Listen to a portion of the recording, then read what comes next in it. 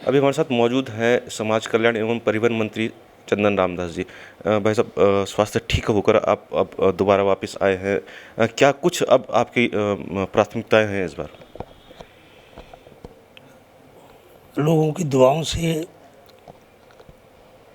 देवी देवताओं की कृपा से अब मैं स्वस्थ हूँ। उत्तराखंड की जनता और प्रदेश के कल्याण के लिए जो मुझे जिम्मेदारी माननीय मुख्यमंत्री जी ने दी है वो संभाल ली है। विधिवत काम चल रहे हैं और जो मेरा एक जो 100 दिन का रोड मैप था वो मैंने इस बीच पूरा किया है और साल भर का रोड मैप मैंने अपने विभागों को दिया है। उस पर भी मैंने इम्प्लीमेंट का काम शुरू कर दिया। मंत्री जी, आज एक खबर ये आई है कि जो परिवहन विभाग है उसने किराया बढ़ा दिया है, रोडवेज का भी किराया बढ़ गया है। तो इस महंगाई के समय पे अचानक इस तरीके से किराया बढ़ गया है तो इससे कहीं ना कहीं आम जनता को बोझ पड़ेगा, तो इस पर क्या कहेंगे आप? देखिए, बरसों से किराया नहीं बढ़ पाया था। डीजल के दाम बढ़े हैं कि पेट्रोल के दाम बढ़े हैं, सीएनजी के दाम बढ़े हैं, मगर अभी बढ़ा नहीं है। प्रस्ताव आया है और कल एसटीए की बैठक हुई है। एसटीए ने अनुमोदन किया है और शासन स्तर पर माननीय मुख्यमंत्री जी की सहमति से जो जनहित में होगा अभी वो काम हम करेंगे। अभी फाइनल नहीं हुआ है। मंत्री जी, आपके पास परिवहन विभाग है और सबसे ज़रूरत है कि जो घाटे में हमारा परिवहन निगम चल रहा है उसको उभारने का प्रयास किया जाए। तो इसको लेकर क्या रोड मैप आपने बनाया है? देखिए, आज की तारीख में परिवहन विभाग की स्थिति ठीक आ गई है। हमने समस्त जो रिटायर्ड कर्मचारी थे उनके मार्च 2012 तक के सारे देयकों का भुगतान कर दिया है और जो हमारा तनख्वाह का बैकलॉग था, कल ही जून के माह की तनख्वाह भी निर्गत कर दी है। तो अब जो हमारा घाटा है वो घाटा भी पड़ गया है, घाटा कम हो गया है। जो हमारी परिसंपत्तियां हैं और जो अभी हमको कुछ मिलना है, अगर वो हमारा सब ठीक ठाक हो जाता है तो रोडवेज घाटे की स्थिति में अब नहीं है। और जो चार धाम यात्रा चली है उससे भी हमको इस बार 4.5 करोड़ की आमदनी चार धाम यात्रा से भी रोडवेज को हुई है। और अभी हम रोडवेज के बस अड्डों को आधुनिक बनाने का काम कर रहे हैं, डिपो को आधुनिक बनाने का काम कर रहे हैं और आने वाले समय में रोडवेज को बिल्कुल मजबूत स्थिति में ला के दिखाऊँगा, ये मैं आपको आश्वस्त कर रहा हूँ। आपने बेड़ा बढ़ाने की भी बात कही थी, कितनी बसें आप बढ़ाने जा रहे हैं? अभी 141 इलेक्ट्रिकल बसों का टेंडर हुआ है, सीएनजी के बसों का टेंडर हो रहा है।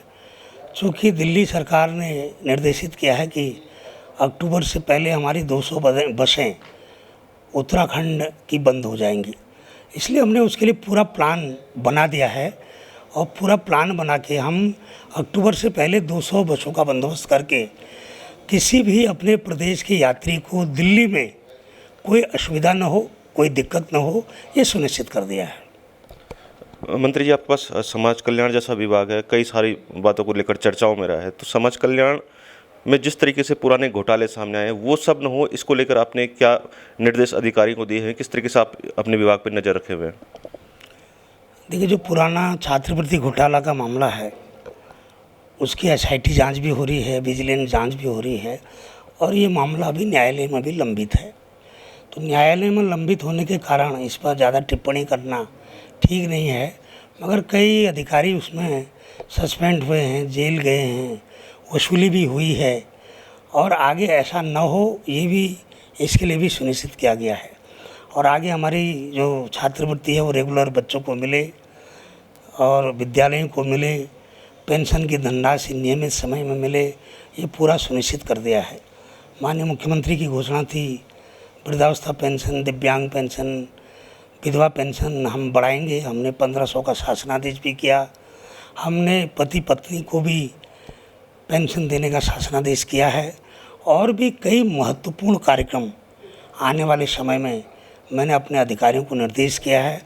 और जो अपने समाज कल्याण विभाग जो प्रत्येक वर्ग के लिए काम करता है प्रदेश में, उसकी अच्छी छवि बने, इसके लिए भी मैंने प्रयास शुरू कर दिए हैं। मंत्री जी, मदरसों को लेकर आपने जांच करने की बात की थी, कहाँ तक वो जांच पहुंची? और आपने ये भी कहा था कि मदरसों में राष्ट्रगान अनिवार्य हो, तो इसको लेकर क्या कुछ कदम उठाए अब तक? मैंने राष्ट्रगान अनिवार्य हो ये नहीं कहा था। मैंने कहा जो मदरसे हमारे चल रहे हैं, जो शिक्षा विभाग से मान्यता प्राप्त नहीं है, यदि शिक्षा विभाग से मान्यता प्राप्त नहीं होंगे तो हमारा मानक ही उनमें नहीं होगा। और जब मानक नहीं है तो आप किसी को कोई चीज़ प्रतिबंधित नहीं कर सकते हैं। बच्चों की शिक्षा अच्छी हो, अल्पसंख्यकों के बच्चों को भी अच्छी गुणवत्तापूर्ण शिक्षा मिले। कब मिलेगी? जब वो शिक्षा विभाग से मान्यता प्राप्त होंगी। मैंने ऐसे मदरसों की जांच की बात कही थी और वो जांच गतिमान है। मंत्री जी, आखिरी सवाल, आपके पास वो विभाग है जो वंचित लोगों को मदद पहुंचाने का काम करता है, तो क्या कुछ संदेश आप ऐसे लोगों को या प्रदेश की जनता को देना चाहेंगे? मेरे पास समाज कल्याण, अल्पसंख्यक कल्याण, जनजाति कल्याण, दिव्यांग, छात्र कल्याण जैसे महत्वपूर्ण विभाग हैं। और मैं चाहता हूं कि छात्रों को समय पर छात्रवृत्ति मिले, किताबें मिले, शिक्षा मिले। मदरसों में जो बच्चे पढ़ रहे हैं उनको उच्च कोटि की शिक्षा मिले, क्योंकि जो हम पैसा दे रहे हैं उसका सदुपयोग हो। जनजाति के कल्याण की योजनाओं को पंख लगें। दिव्यांगों को नौकरियों में 4% आरक्षण सुनिश्चित करें। बहुत सी मेरी जो प्राथमिकताएं हैं उन पर मैंने काम भी शुरू किया है और इम्प्लीमेंट भी कर रहा हूँ। बिल्कुल, मंत्री जी का साफ कहना है कि जो रोड मैप 100 दिन का उन्होंने बनाया था वो पूरा हो चुका है और अब उनका उद्देश्य है कि जो वंचित वर्ग है उनको हर संभव मदद दी जाए। कैमरा पर्सन मोनू कश्यप के साथ पंकज गर्ला, देवभूमि न्यूज़, देहरादून।